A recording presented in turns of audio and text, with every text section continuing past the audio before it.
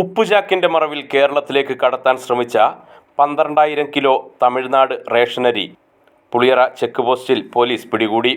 2 പേരെ അറസ്റ്റ് ചെയ്തു. Lorry driver Tamil Nadu സ്വദേശി 60-കാരനായ ഹമീദ്, പാറശാല സ്വദേശി 60-കാരനായ മുഹമ്മദ് എന്നിവരാണ് പിടിയിലായത്. തമിഴ്നാട് കേരള അതിർത്തിയിലെ പുളിയറ ചെക്ക് പോസ്റ്റ് വഴി വൻതോതിൽ റേഷനരി കടത്തുന്നതായുള്ള രഹസ്യവിവരത്തിന്റെ അടിസ്ഥാനത്തിൽ പുളിയറ പോലീസ് നടത്തിയ പരിശോധനയിലാണ് അരി പിടികൂടിയത്.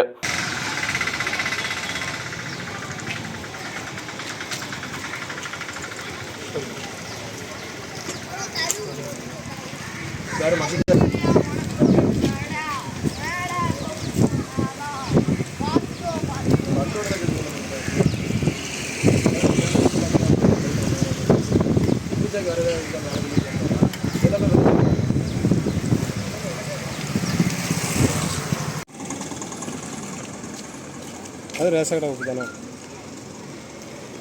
உப்பு அப்பவும் அப்படி தான் தெரியுது. அரிசி தான் ரேஷன் கொண்டு வரல பற்றிலாம். உப்பு கலரே தான்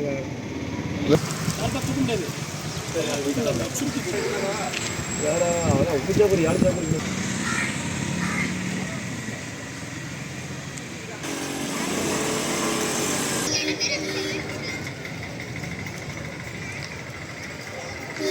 കേരള രജിസ്ട്രേഷൻ ലോറിയിൽ കോവിൽപ്പെട്ടിയിൽ നിന്ന് തിരുവനന്തപുരത്തേക്കാണ് അരി കൊണ്ടുവന്നത്.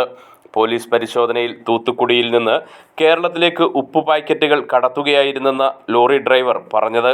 സംശയം തോന്നിയ പോലീസുകാർ ടാർപോളിൻ അഴിച്ചുമാറ്റി അകത്തുള്ള കെട്ടുകൾ പരിശോധിച്ചപ്പോഴാണ് മുകളിൽ ഉപ്പുചാക്കും അടിയിൽ അരിച്ചാക്കുകളും കണ്ടെത്തിയത്.